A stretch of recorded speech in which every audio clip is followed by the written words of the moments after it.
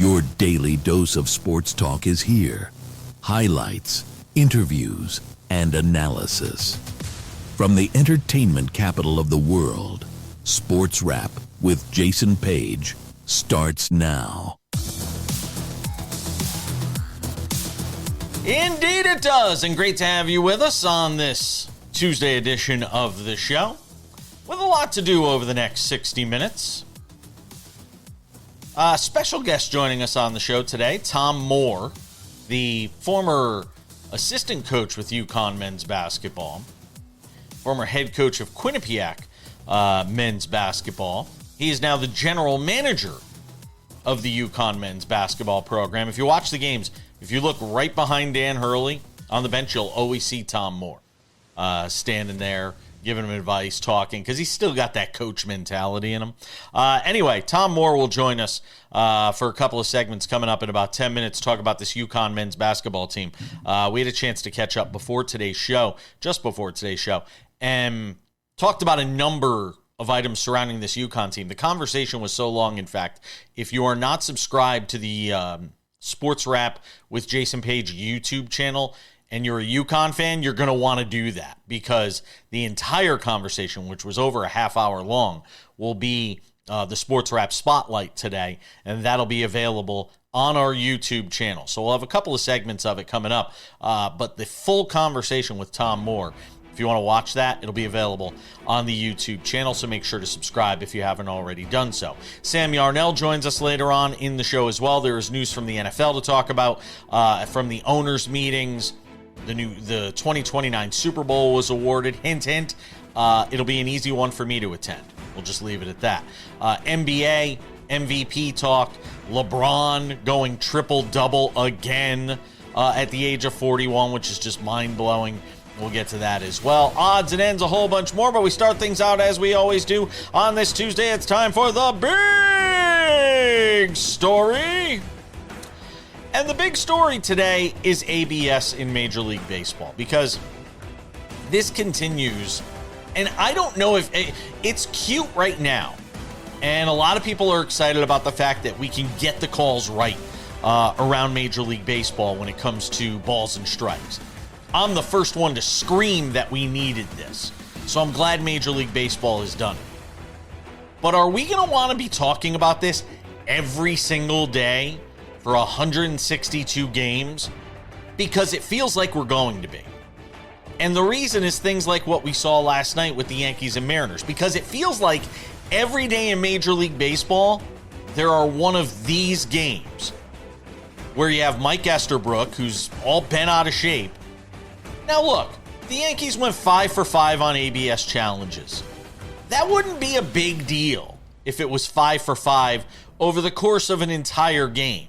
The problem for Mike Esterbrook, the home plate umpire, is the fact that it was 5 for 5 in the first 3.5 innings of said game. 5 for 5. And look, some of these are close.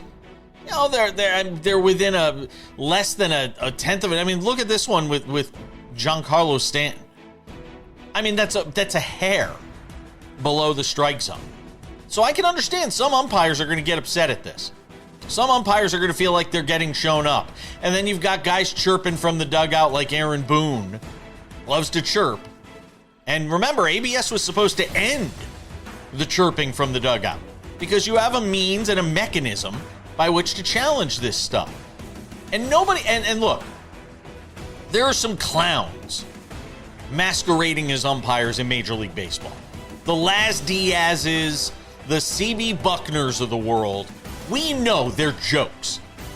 They're just slight upgrades from Angel Hernandez, who's no longer with us umpiring Major League Baseball games. Thank goodness. But the reality is this. Guys are not going to want to continually get embarrassed doing their job behind home plate, calling pitches that are, coming in at 100 miles an hour that are missing the strike zone by that much, and them being judged on it, and fans cheering wildly as if somebody just hit a home run. This is a problem for Major League Baseball.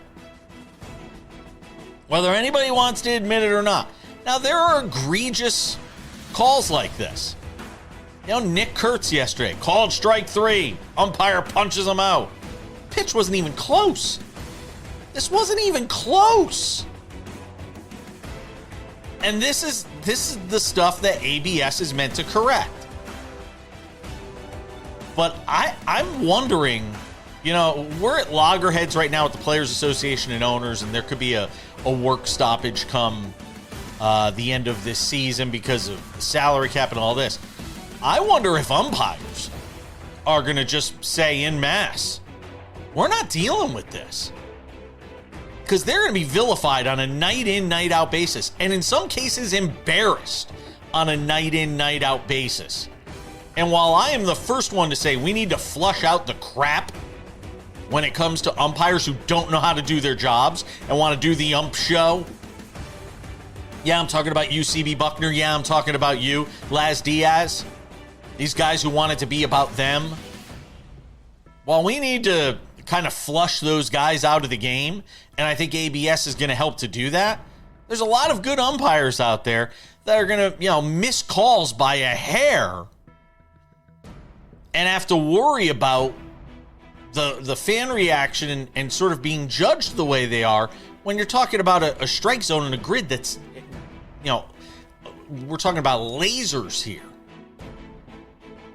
And as good as some of these umpires might be, they're going to look worse than they actually are because of the fact that you've got an automated ball strike system. It's going to be something worth watching here. Over the first few days, it's cute, It's like when you have the baby. The baby's so cute. Or you have the puppy, and the puppy's so cute.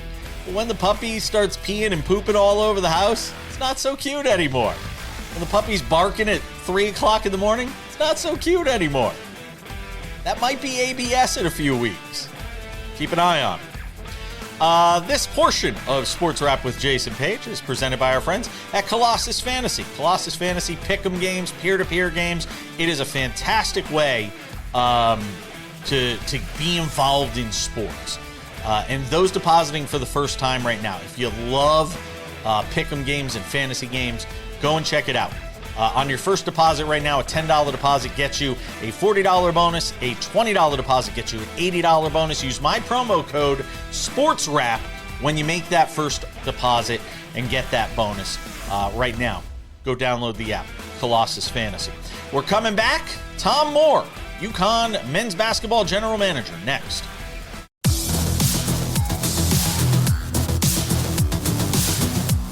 Welcome back to the show.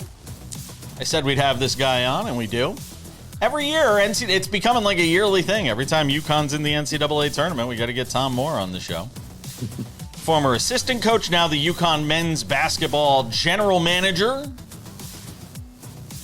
Get some thoughts with him on this UConn team. Can I tell you that this is a true story? I booked you on Saturday night, I believe, or Sunday morning. I booked you for the show. And I said, let's get him on. And then I literally sat there to myself and I go, wait a second. They still have to play Duke on Sunday. And I'm like, if they lose to Duke, what the hell are we going to talk about when I talk to them next week? So, man, I'm really glad you won, because that would have been a hella awkward interview if I had to talk to you today after a loss to Duke. You weren't around. I should have looked this up before I asked, because that's what a true professional would do. You weren't around for the Clemson game, right? You weren't on that staff. No, you weren't around. Jay, I'm old, but I'm not that old. Okay. Were you coaching? I was coaching at the Division III level. Yeah, okay. At Worcester State College. Shout out to my Lancers. But I love it. That was 1990. And I got on staff for the 94-95 season. So only a few years. It's only a few years off. But yep. I have to ask this question as somebody, and again, you weren't on that staff, but this shot bigger or Tate George's shot bigger? A lot of discussion and thought about that over the last, what's it been, 18 hours now? And most of it generated by me, to whoever will listen. A couple boosters, a couple donors. I actually just got off the phone with Coach Calhoun. Oh. And yeah, he and I spoke, and he gave me his perspective, What'd he say? and he felt pretty good that this was like as impactful a shot as he'd ever seen, for the program. And Tate had that shot in the Clemson game, and Rip had a huge shot at the end, which sometimes you see on the NCAA highlights against Washington in the Sweet 16, where he took a shot, missed, it got tipped by Jake, it got tipped by Kevin Freeman, tipped again, and then it got tipped back to Rip, and he made a little fall away. But that was in the Sweet 16, and this shot with Braylon is in the Elite Eight, and that came against Washington. No disrespect, but this is against Duke, and I think everybody puts a rivalry with Duke as almost like their Carolina's their rival, but everyone wants the chance to play Duke. And this obviously, I think the fact too, Jason, which it sounds like you watched the game. Oh, I did. The fact that it was the last play, in essence, of a 19-point comeback, and almost from half court, and coming off one of the strangest defensive sequences for us. We were a fingernail probably away from having them get the ball over our heads and dribble out the clock. And so I think you put all those things into it, and it's probably the biggest shot in UConn basketball history. And I mean, a lot of people would look and say, wow, a freshman, Braylon Mullins hits this shot. What an unlikely source for such a moment in UConn history. But to those of you that have been around him all year, maybe you're not as shocked as the rest of the country. His nickname, Coach Hurley can come up with incredible nicknames for people. Sure. And his nickname for him was the bringer of rain. So he will say oftentimes, especially if Braylon's struggling in a game, and he's had a rough couple weeks shooting the ball in the last month, this month of the season, from three. But ironically, when he plays off his shot fake and someone's running at him and he gets inside the arc, like he'd been very good off 1 and 2 dribble pull-ups. He made a couple yesterday in the game around in the paint area, but he hasn't made as many threes. But I'll tell you, Jason, like internally in the program, that nickname, the bringer of rain, right, is something that we all sort of believe in. And the kid has such a beautiful looking stroke. Like it's pretty to watch. So he's one of those kids that we've seen him make so many. Like there's so much belief among the staff and the team. Every time he shoots it, we think it's going in. Try and describe sort of the way this game went. I mean, you're down 19. You're going to the half. What's the message from Dan Hurley at the half that seemed to obviously resonate with the way this team came out in the second half when, a lot of teams, and I know that's not this team's DNA to just roll over and die, so to speak, but what was it that he said at the half that you thought resonated the most? Well, what's interesting in my new role this year, as you said, I was an assistant coach for the first 8, I guess this is 7 years that we've been back here. 8 years we've been back. So the first 7 years, I was an assistant coach. So at halftime, coach likes to go in and say a quick something to the team, but then he huddles with his assistant coaches, with all of us in a back separate room, gathers his thoughts, and there's usually 15-minute halftimes. So from the 15-minute mark to the 10-minute mark, he'll gather with us. Then from 10 to like 3 on the clock, he'll talk to the team. With the NCAA, because they need to make more money, the half times are longer, commercials are longer. It's a 20-minute half. So he still likes to come out and talk to the team at the 10-minute mark.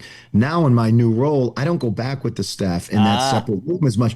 I'll hang out in the back of the locker room, and I'll just sort of let the players have the locker room, because I really believe like it's their time.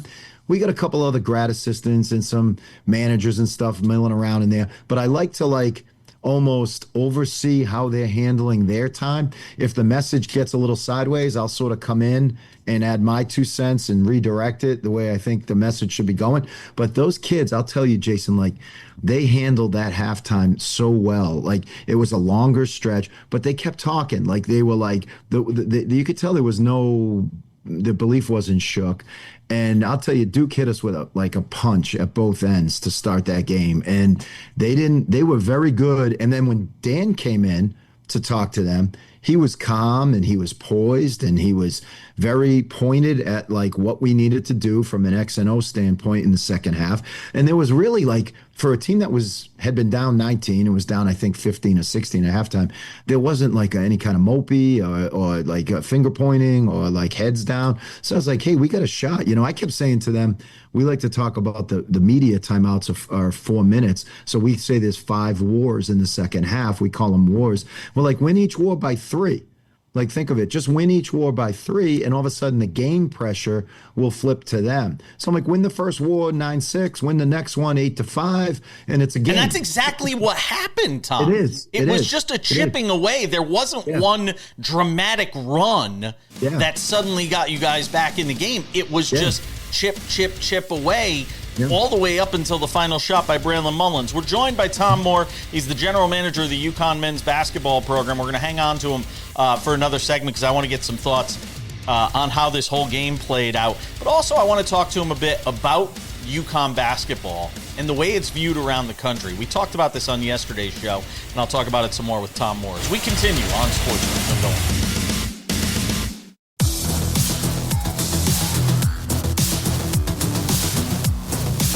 All right, Tom Moore hanging out with us, general manager of UConn men's basketball.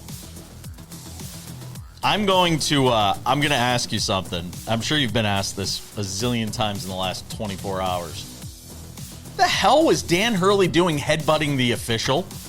Can you explain that? Because my sidekick on the show, Sam, who does the show with me every day, said to me, he could have gotten a technical. Like I said, but everything's in context. I said, there's got to be a backstory. He has to know the official. There's no way he would go and put his team in jeopardy like that. So please tell me there is a story that makes this headbutt from Dan Hurley that we're now watching on the screen. Tell me that there's something that makes this make sense for me. There is, and I'm going to pull up a tweet if I can get this. Go ahead. If I can get this in time, from Seth Davis. Yep. Okay, who's pretty well respected in the industry. And I wouldn't call Seth a particular pro UConn guy either. I think he's middle of the road and when it comes to UConn. But I thought he worded it really well. He said, just for context, the referee is Roger Ayers, who has worked multiple Final Fours. He's known for his toughness and also sense of humor. This struck me as Hurley messing with a buddy more than intimidating a ref. This is after Mullins' shot. So Hurley was obviously not mad at the refs. And that's exactly, I think Seth, like, it was 1,000% spot on that. The guy, Roger Ayers, we love. He's as good an official as there is in the country. And he's one of these guys, Jason, like coming in and out of timeouts. I mean, he's you can go back and forth with him, and some refs have thin skins. Some refs have really thick skins, and some refs are so self-confident in the job that they do that they can go back and forth with head coaches, with tough head coaches, and still feel good about the job they're doing or whatever. Roger's one of those guys. We hold him in the highest esteem. And then again, of course, if you look at the game situation, Dan was so fired up and so excited. Really all it was I think Roger, and I was probably 7 or 8 feet away, but there were a lot of people between us, so I didn't see this happen.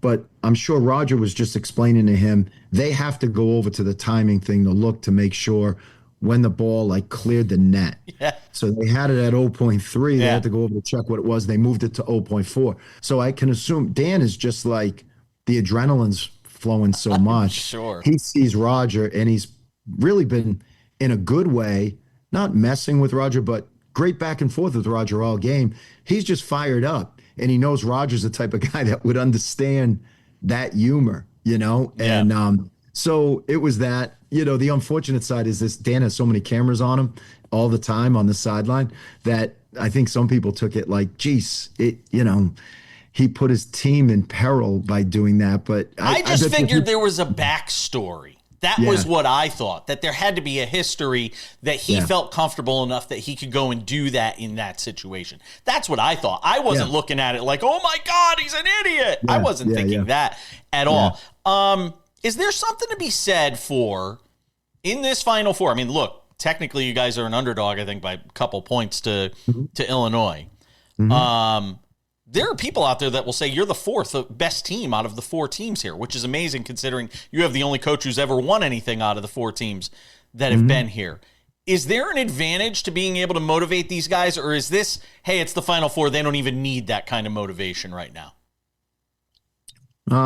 Probably a little of both. I think a little of both. And Dan doesn't really play the underdog card much in preparing his team, but I think he'll probably slip it in there at a key moment to those guys to remind them. He won't overdo that aspect of it for sure. But I will say this, like I think like there was a weight on us in 24 in particular when we went to the Final Four, because we had established ourselves as clearly the best team. So it was going to be an upset if we didn't win it. That's heavy.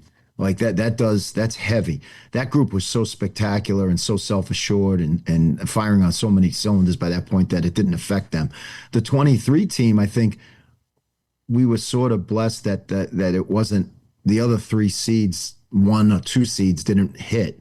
So I think we got a little bit of a weaker field, and it broke pretty well for us that year. But this year, yeah, I mean, I think our guys are pretty confident. Like, our guys have a lot of quiet confidence. When you go through our season and win as many games in the Big East as we did, and then we got knocked back, though, that Marquette game to end the regular season, and then the St. John's Big East tournament. We put a lot into that, and we got beat bad on that night. We've recovered well in the last 2 weeks and done a good job sort of dusting ourselves off and getting back to like feeling good about ourselves. So we have great mojo. I know all the other 3 teams have great mojo going in, but I think we do too. Illinois, a lot of size. Is that the thing that jumps off the page when you look at them? Yeah, definitely. We even had 2 assistant coaches from the Big Ten send us their thoughts, and that's what they were talking about last night.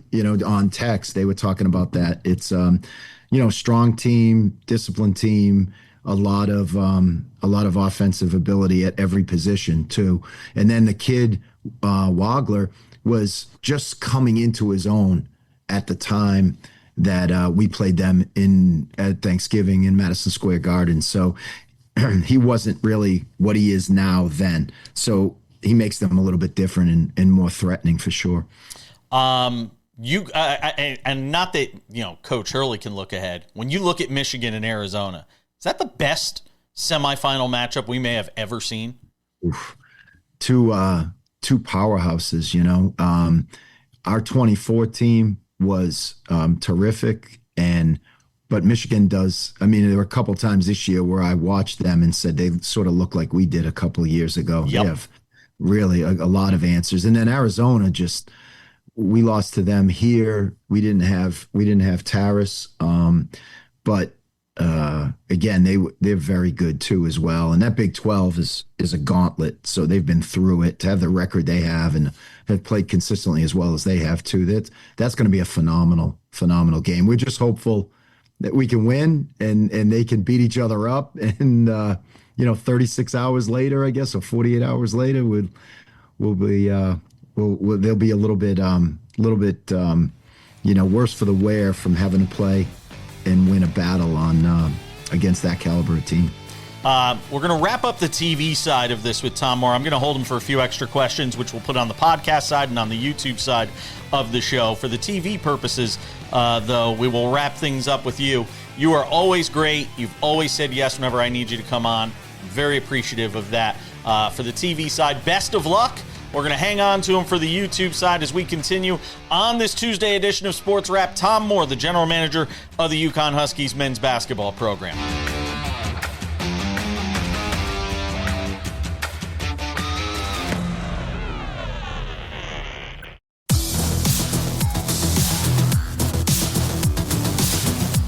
Welcome back. Tom Moore actually told me off the air he's a huge Raiders fan, which is funny for a guy from Massachusetts. Huge Raiders fan. I said, come out to Vegas. I gotta get Sam Yarnell out to Vegas. What do I gotta do to get you out to Vegas? What do I gotta do? Huh? What do I gotta do? Pick the city up, move it about 1,200 miles eastward. I didn't say move. I didn't say move, although I'd like you to move here. Just for me to come visit. You get the whole city together. You say, all right, guys, we're going 1,200 miles that way. And then I'll be at your front door. You're the worst. You're the bleeping worst, man. All right, let's talk about the NFL owners meetings going on right now and some news that popped out of there on Monday, starting with Vegas, baby. I'm telling. I did a SportsWrap short on this yesterday. If you're not subscribed on the YouTube channel, subscribe to the YouTube channel. SportsWrap shorts are there in addition to the TV show, except when the NCAA doesn't allow us to put up highlights from the game, and we don't put up the show like we did yesterday. Las Vegas gets the Super Bowl in 2029. Sam Yarnell, I will say this to you again. Is there going to be a hotter place, literally and figuratively, than Las Vegas? 2028 NBA, 2028 Major League Baseball coming here, and then the Super Bowl in 2029 for the hottest, smallest city in all of sports, the city of Las Vegas, Sam Yarnell. The thing is, Jason, and you know this all too well from living there, right? But I remember this from the last Super Bowl they did there in 2024? Las Vegas is the perfect city to have these kinds of events. There's a reason they have a bazillion conventions there every single year. There's a reason they have a bunch of college basketball tournaments there. There's a reason they have the college basketball preseason there. There's a reason that they have as much professional sports coming in as they do. This is a city that was built for this, and especially in 2026, it feels like we're all coming to our senses and realizing that. But when you talk about a Super Bowl, it essentially is the National Football League's worldwide convention that they have for a week and a half every season. And there is no 100%. American city better prepared to handle that than Las Vegas. I'd argue that we should have the Super Bowl in Las Vegas every year. I know that's not their whole jig, right? That's not the NFL's deal, but it would be worth it. Like, it is the perfect city to host that kind of event. I will tell you, the Super Bowl really is a football convention with a football game built into it. Like, that really is. The whole week is a convention, basically. I think that is spot on in terms of the way you frame it. The only thing I worry about with this city, and as somebody who lives here, is the infrastructure. Public transportation, things like that. I am worried that I don't know how people are going to get to these baseball games on the Strip. I don't know how they're getting to the NBA on the Strip at the same time that you have the NHL on the Strip. Like, I see traffic on these highways on game days, UFC nights, things like that. I am anxious to see how the city ramps up the infrastructure leading up to that date. To be continued. Hats off to the Las Vegas Convention and Visitors Association as well, and the authority for getting the Super Bowl here in 2029. Item number 2. Deshaun Watson, apparently on the radar of Jimmy Haslam when it comes to the Cleveland Browns starting quarterback job. And this is what happens when you have an owner that is meddling in the day-to-day football operations of his team. You have stupid stuff like this that is being said, Sam. Deshaun Watson. I'd rather put Colin Kaepernick on the field than Deshaun Watson right now. That's how bad I think Watson is. But they're talking about it. All right, let me cool the social political commentary going on in this segment. Listen, I thought this whole experiment was over, but Jason, who doesn't love a good hate watch, right? We all love a good hate watch. So I guess I'll root for this to be the case, just so the guy goes out week 1 and gets sacked 15 times. And whoever's playing against him sets a new single game record for interceptions in a game. Like, that would be pretty fun. Oh, but that's all that I'm doing at this point is rooting for the hate watch. Unbelievable. I don't know what Jimmy Haslam's thinking. I mean, let Shedeur Sanders go out there for a year and let's see what he can do as the starting quarterback. The funniest thing about all of this is going on. And Deshaun Watson, who I think you and I both expected to never show face in the NFL ever again, is being talked about as the starter for the Cleveland Browns. And it's maybe not even the biggest disaster going on in that building right now, because Myles Garrett, for the 3rd year in a row, is seemingly asking for a trade. I feel bad for Cleveland Browns fans. It is a tough time to be a Cleveland Browns fan this week. I agree. Ravens team president Sashi Brown on Monday said that the team rescinding the Max Crosby deal not going to hurt their reputation. Says The real criticism came because it was a slow news cycle. Said, we've got strong and long relationships across the league. Sam Yarnell, thoughts? It was a slow news cycle? It was a slow news cycle. It was a slow news cycle. Literally in the peak of the... I know. We had multiple positions, wide receiver and center, with historic resets of the market. But it was a slow media cycle. Everyone just wanted to pick on the Ravens. This is bad.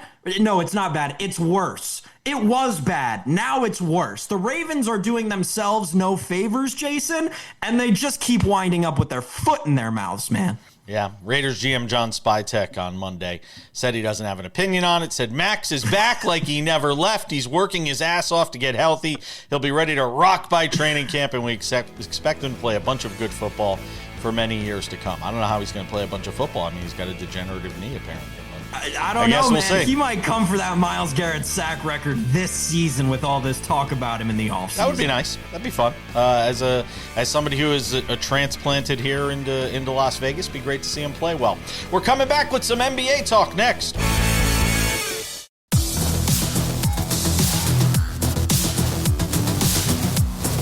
Thanks for being with us on this Tuesday. Tomorrow, busy show, by the way. Kurt Heelan in his usual NBA weekly spot. Get some thoughts with him on the association. There is a lot to talk about right now, especially with this MVP race. Also, the start of our weekly Wednesday baseball segments with David Aardsma, former big league reliever and closer, our MLB analyst. Giants got their first win yesterday. They're not going to go 0-162, Sam. And the Yankees got their first loss. Athletics are the only remaining winless team for so many people who came into this season talking about, oh, the Athletics are spunky. Oh, the Athletics are fun. Let's bet their win total. Yeah, no, it was not a good idea. I tried to tell you on this very show, and you didn't listen, and that's your fault. Yeah, it's the same thing that happened last year. They got off to a really slow start last year. It's the same situation. Anyway, we'll get into... They strike out so much. They strike out so much. Well, it doesn't hurt when Nick Kurtz is hitting under 100, too. And that was supposed to be, your big catalyst at the top. My bad. I said he was going to get MVP votes this year. Whoops. Yeah, you did say that. If we're gonna take the good, we'll take the bad too. Let's talk about LeBron James. Second triple double in 2 weeks for LeBron. Last night against your lowly Wizards, who are all right, fine. I get it. They're not playing. This was an amazing. What are you talking about? This game was amazing for the Wizards, Jason Page. This loss for the Washington Wizards locked them into a top 5 pick in this year's draft. Okay. Let's talk about LeBron, though. Another triple-double in his age 41 season. No Luka yesterday for the Lakers. They gave him the night off, which is kind of interesting as he's trying to win an MVP here down the stretch. But LeBron goes triple-double. I think he had 21, 12, and 10, something like that, or 21, 11, and 10. And just, doing those LeBron things, flying around the court. And I still continue to say it. We will not appreciate this until it's, done and he's been gone for a year or two. And you will never see anything like this again in your lifetime, folks. Get your looks at it, because when it's done, it's done. And you're never going to see anything like it in your lifetime again, as we watch the highlights from this triple-double last night, Sam. Yeah, he's the greatest of all time. It's not even close. A couple of things from this game last night, though. First of all, Bam Adebayo, you should be counting your lucky stars that Luka Doncic didn't play in this game, because he would have gone for 84. I don't really have any doubt in my mind that Luka Doncic would have gone for 84 if he played in this game. Secondly, you said more than enough about LeBron James, the greatest basketball player of all time. It is not close. There is no other human being who has ever walked this earth who could do the things that LeBron James is doing and did last night in Los Angeles. And again, I can't. I will harp on this until the season is over and until AJ Dybonsa or Cam Boozer or Koa Pete or whomever you want, or Darius Acuff, whoever is wearing a Washington Wizards hat in a couple of months. but the Washington Wizards are headed in the right direction. Last night, they rest their 3 best players in a game against the Lakers that they had to lose. This is what good basketball looks like. Right. Yeah. As unfortunate as it may be for everybody, including Adam Silver, this is what good basketball looks like in 2026. Credit to the Wizards, man. KFC used to have a saying, we do chicken right. The Washington Wizards, we do tanking right. Congratulations. Finally. Congratulations to the Wiz. Nobody beats the Wiz, and I'm the Wiz. Let's talk about the Detroit Pistons Oklahoma City Thunder game from last night. But I tell you, man, Pistons are playing really well without Cade Cunningham. You know, we all wondered kind of what they would look like over these final couple weeks. Not that they would lose the 1 seed, but you know, how would they kind of play? They have played really well without Cade Cunningham. I still don't know what happens when they get to the postseason. I could just as easily see them losing in the first round as making it to the conference finals, but that's another subject entirely. Weird call into this game. SGA, a whistle that actually doesn't go his way, forces this game into overtime. Thunder wind up winning. SGA goes for what? I think 47. He took 25 free throws in the game. I think he was 12 of 19 shooting from the field. Another, great SGA performance as he continues to march towards the MVP award, Sam. But it was his comments after the game when they were asking him about MVP, and you have all this politicking going on. JJ Redick politicking for Luka Doncic. Victor Wembanyama politicking for Victor Wembanyama. And then you have SGA who basically said, no, I'm not taking the bait. He goes, I'll let my play do the talking. And it's a lot easier to do that when you're the incumbent, when you're already the MVP and in that position, Sam. Yeah, it's like the thing that Kurt talked about last week when we asked him about the Wemby comments, right? It's like, and it made me reconsider a lot, but you do kind of want someone to be like, yeah, I am trying to win the MVP right now. Hello, I am trying to be the best player in basketball right now. Hello. To your point about the weird no call, it felt like at the end of the game, and obviously with the Thunder winning, this is a little bit different, but had the Thunder lost that game, it felt like they were just taking Shai Gilgeous-Alexander's MVP moment away from him, which kind of sucked in the moment. But nevertheless, you said it right, 3 points shy of 50. It's incredible. And the guy is deserving of the MVP. I just wonder, Jason, how we are going to look back on this MVP in 5 years. The last 2 MVPs, right? Not that it played into so much the last one as it is going to this one. But, from everything that we've heard, the 62 game rule is just about out the window. Does that change the way we look back on these awards? It could. And by the way, I'll still say Wemby is my MVP. If I have a vote, it's Wemby. Because I watch the way he changes games on both ends of the floor. I think the defensive side matters a lot, especially with that team. And if it's me, it's Wemby that's winning the award, but it's probably going to be SGA. We're coming back. Odds and Ends wraps it up next.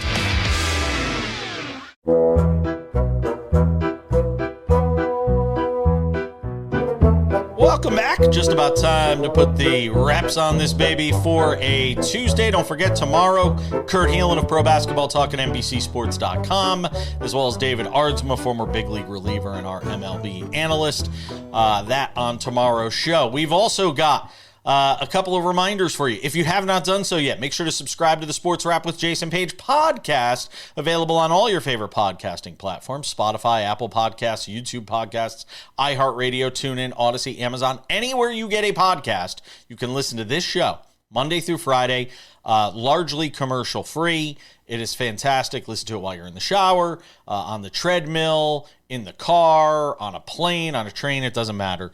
You can listen to us anywhere you want, Monday through Friday, early each afternoon. Also, the Sports Wrap with Jason Page YouTube channel. It's a great way to keep up with the show. The Monday through Friday TV version of the show is there for you. Commercial-free, early every afternoon on the YouTube channel. We've also got some of our companion podcasts, the NBA Weekly, the Sports Wrap Spotlight. Those are there. Also, Sports Wrap Shorts.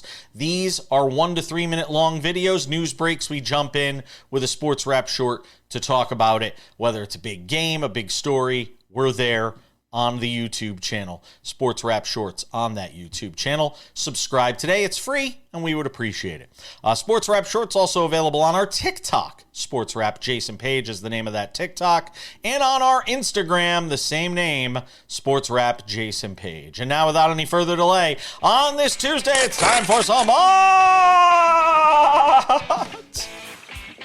and ends. Odds and ends, Sam Yarnell, Jaden Ivey, the end for him in Chicago with the Bulls.